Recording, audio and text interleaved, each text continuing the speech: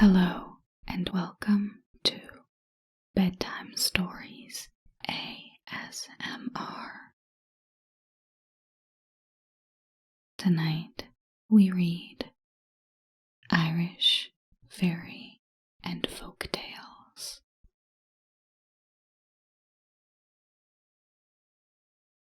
The Pookah, E.W. Goblins haunt from fire or fen, or mine or flood, to the walks of men. Collins. Now that the schoolmaster is abroad, there can be no question that the warm sun of education will, in the course of a very few years, dissipate those vapors of superstition whose wild and shadowy forms have from time immemorial thrown a mysterious mantle around our mountain summits, shed a darker horror through our deepest glens, traced some legendary tale on each unchiseled column of stone that rises on our bleakest hills, and peopled the green border of the wizard stream and sainted well with beings of a spiritual world. While, however, the friends of Ireland cannot but be pleased in thinking that our peasantry should, from being better informed, renounce their belief in these idle tales of superstition, to which they, unfortunately, have for centuries been taught to listen with delight, to the exclusion of matters more rational and more important, it is to be hoped that the two prominent features of our antiquity as a nation will not be altogether lost sight of, namely our vernacular language and those extraordinary legends which are esteemed by many as going a great length to prove, from their remarkable analogy with the tales of the Eastern world, our Oriental descent. Although the good people still retain a most respectable footing, a peasant may now travel from Cape Clear to Connemara without encountering that once dreaded personage, a ghost. Even the Pookah, or Irish goblin, has not for the last 40 years, as far as our recollection serves, been known to shake the dripping ooze from his hairy hide, to approach the haunts of men, or to practice by the conscious light of the moon, like the fairies and satyrs of heathen mythology, any of those unlucky tricks upon his mortal neighbors, for which he was at one period so much dreaded in many portions of our island. The Pookah is described as a frisky, mischievous being, having such a turn for roguish fun, as to induce him to be all night in wait for the carrow returning over the moor from the pleasures of the card table, or for the frequenters of wakes. His usual appearance was that of a sturdy pony with a shaggy hide.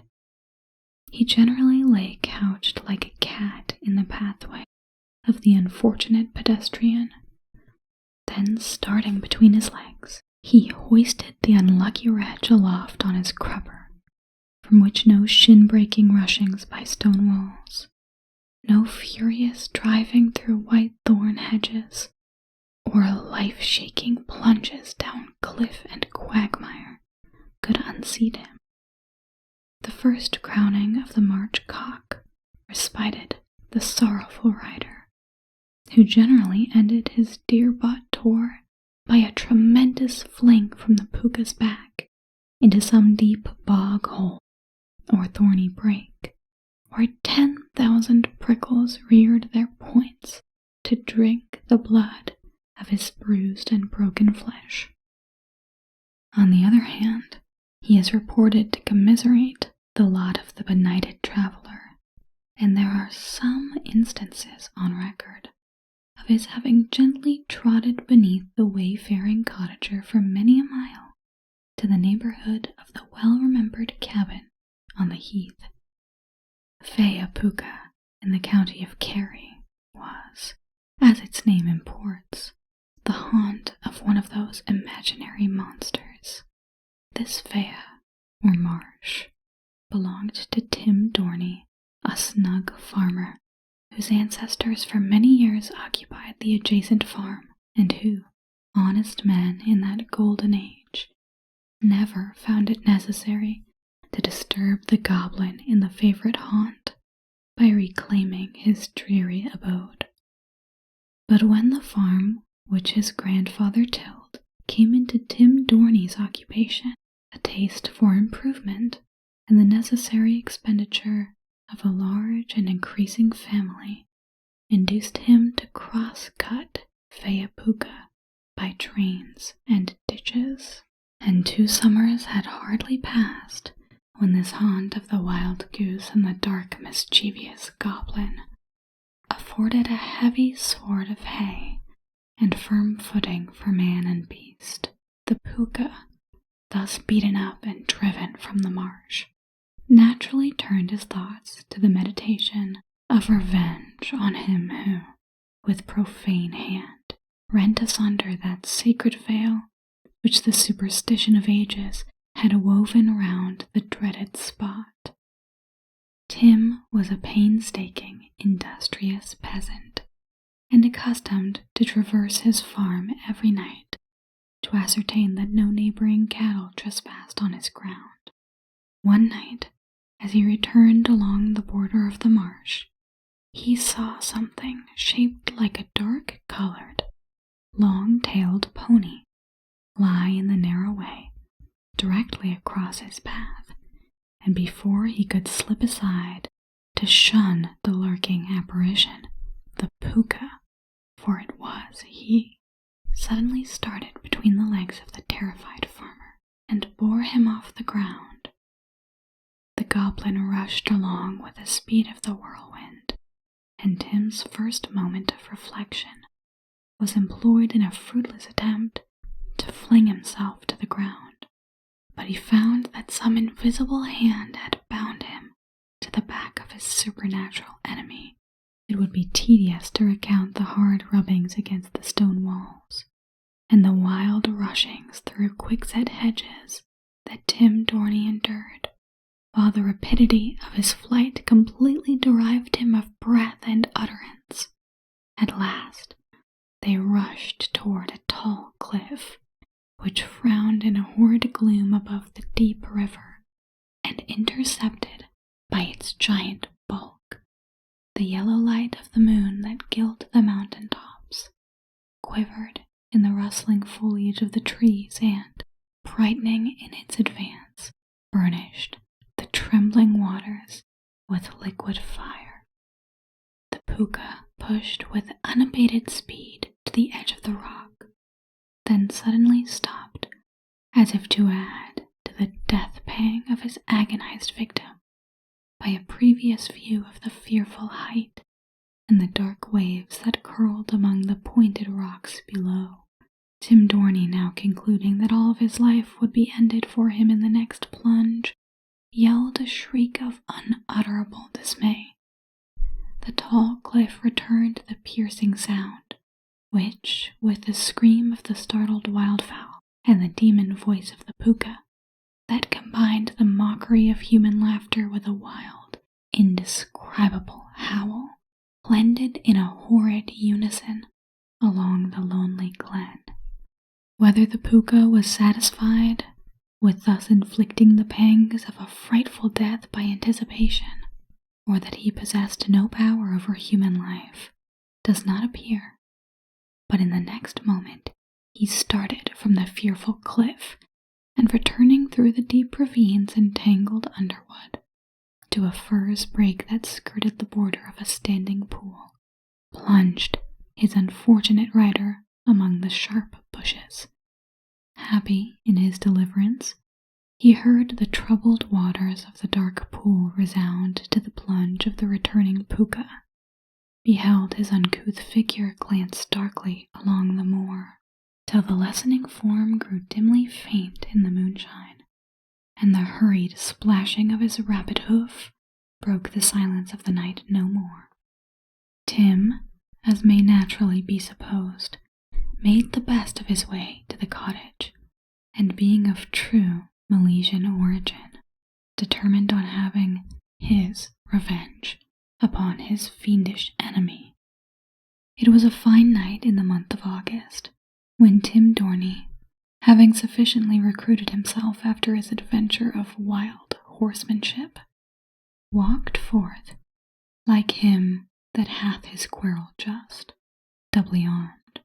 His heels were furnished with a pair of long-necked spurs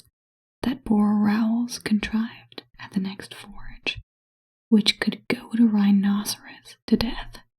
His hand wielded a loaden whip, so called from the handle being set with lead, and in the grasp of a strong man was capable of felling an ox. He whistled as he went, not for want of thought, but for his mind was brooding over a plan of revenge against the Pookah, who, according to his usual habit, started between the farmer's legs and bore him off. Tim, nothing loth at the abdication, just when the Pookah was commencing his antics, twisted the lash of the whip round his hand, and levelled such blows about the goblin's ears as would have crushed any skull made of mortal, penetrable stuff, while the sharp rowelled spurs gave ample revenge for the pointed insults of the preceding night. Dire were the tossings, deep the groans of the Pookah during this unmerciful ride, but Tim Dorney clung to him like a monkey until the Pookah lay down, outmastered by his mortal antagonist. Next night, Tim walked abroad in quest of his acquaintance. He whistled his favorite air of Thamahulla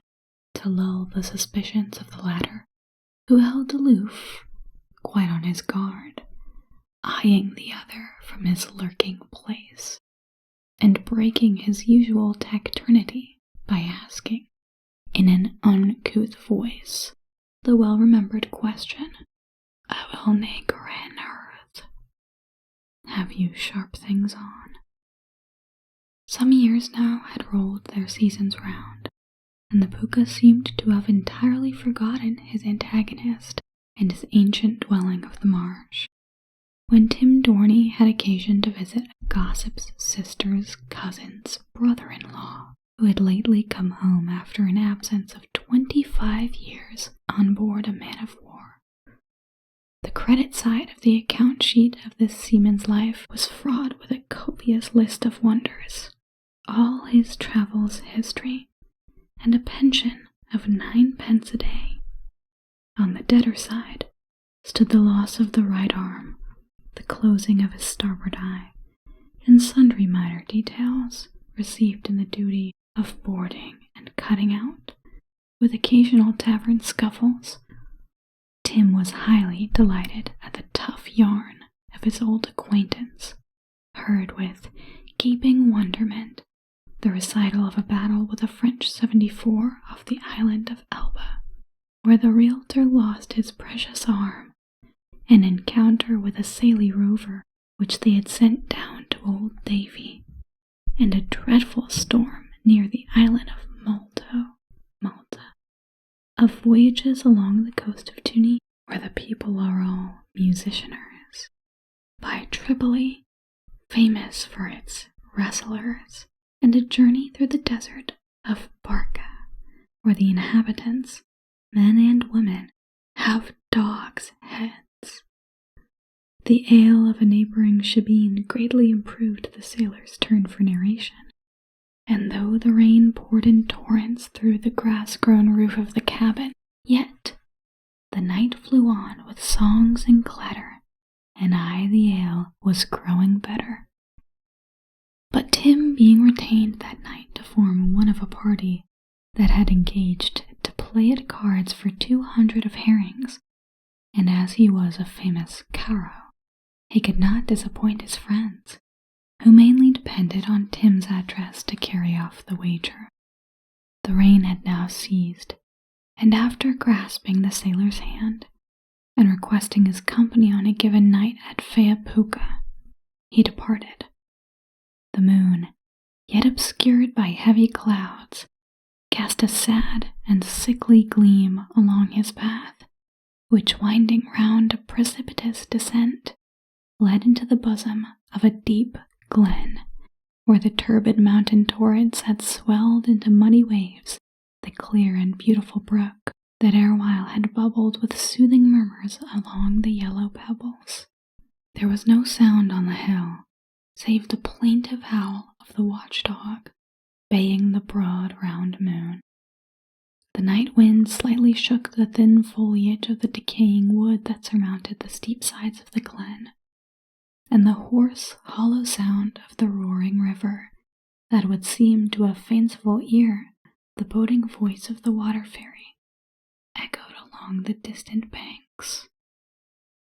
Though Tim Dorney's education had taught him to people the loneliest scenes with beings of another life,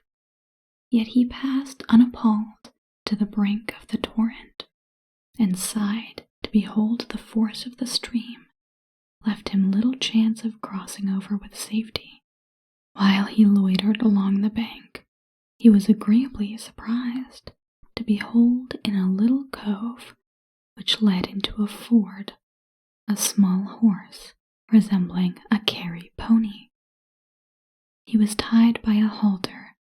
had a peline sousa or straw saddle on his back, and into one of the foldings of the straw saddle was stuck a whitethorn plant. Tim, grateful for this favorable opportunity of mounting homeward, had already his leg raised to mount when the titter of suppressed laughter behind a crag shook his heart with terror and excited his suspicion of the pony. He had not meddled with the whitethorn stick, for he rarely went abroad by day or night unprovided with a choice hazel sapling, this miraculous plant, against which nothing evil can contend, well served this time of need. For retiring a little, Tim Dorney bestowed so hearty a salute on the guileful Pookah, for it was he, that the laughter sounds were changed into a wild howl, and as the Pookah disappeared along the troubled stream, the dashing waters deluged the sounding banks. But a time arrived when the persevering goblin wreaked cruel revenge on his hitherto fortunate adversary. It was approaching the 25th of March, when the farmers usually pay the rent, and Tim, who was extremely punctual in the payment of the half-year scale, prepared to send a quantity of the last season's butter to Cork for that purpose. Wheel carriages were then totally unknown in that part of the country. The sliding car, indebted to no wheels, glided in the vicinity of the farms, while burdens were conveyed to more remote places on the backs of horses. 5 or 6 neighbors at this time were setting off to transmit the produce of the dairy to Cork, and Tim, with 4 stunted nags that usually ran wild and free on the mountains, fell into their company. Each little horse was generally laden with 2 full bounds of butter, but 1 or 2, whose owners were unable to furnish the even number of firkins, carried a large stone placed on the opposite side to balance the single one. After journeying all night, on the next morning an accident happened to Tim Dorney in his way through Mill Street that seemed the type and forerunner of the evening's misfortune. As the Kerry dragoons marched in long procession through the single street that composes this little town, the drummer of a company of soldiers stationed in the barrack beat the doubling drum with such furious heat as set all the ponies prancing beneath their riders and butter firkins. It happened that the nag on which Tim rode, by an unfortunate curvet on the slippery pavement, had his heels tripped up, and he fell under the load that lumbered on his back. The rider, whose Milesian irascibility was not much elated at having the accident perpetrated by a redcoat, drew his trusty hazel from its resting place between the firkins, and by its instantaneous application to the drummer's head, forced him to bite the dust. Though the drummer, for certain striking reasons, was no favorite with his comrades, yet a sentinel, who witnessed this insult to the cloth, leveled him with the butt end of his piece. The alarm being given, the soldiers rushed thick and fast to assault the Kerry dragoons, and as quick rushed the townfolk to their support. The reader's imagination must supply what I would fail in delineating. It will suffice to tell that after some broken heads and bayonet thrusts on both sides, the redcoats retreated to their stronghold, and the triumphant Carrionians were escorted by their faithful allies to the summit of Mushroom Mountain. In the evening, the caravan came within view of Blarney Castle, while the last rays of the declining sun tinged its ivied turrets with golden hue. As the night breeze blew keen and fierce, our travelers halted at a small public house on the road, to repel its chilling influence by a glass of spirits. Their delay was hardly for a minute, and they hastened to overtake the horses that moved at a slow pace before them. But suddenly some strange disorder began to prevail among the animals. Some fled terrified along the road. Others ran across the open common that extended to the right, and Tim Dorney's train particularly were observed to reach a fearful and perpendicular descent, from whose edge the road lay about 20 yards. Their terrified owner uttered a shriek of dread and despair when he beheld the misshapen hairy Pookah urge his cattle to the steep cliff. It was only the work of a moment. They rushed as if by an irresistible impulse to the fatal brink, and, tumbling headlong, one instant beheld their shattered lifeless carcasses strew the bottom of the stream-worn ravine. The pointed rocks below staved the butter casks to pieces, and their contents were wholly lost. This was but the commencement of a train of misfortune to Tim Dorney. He was finally ejected from his snug, well-improved farm, Pookah, that had been in the occupation of his family for 150 years before, passed into the hands of strangers. And the descendants of Tim Dorney are homeless wanderers on the earth, and such is the account which at this day is given by the remaining members of the family of the commencement of their misfortunes. Thank you for listening to Bedtime Stories ASMR.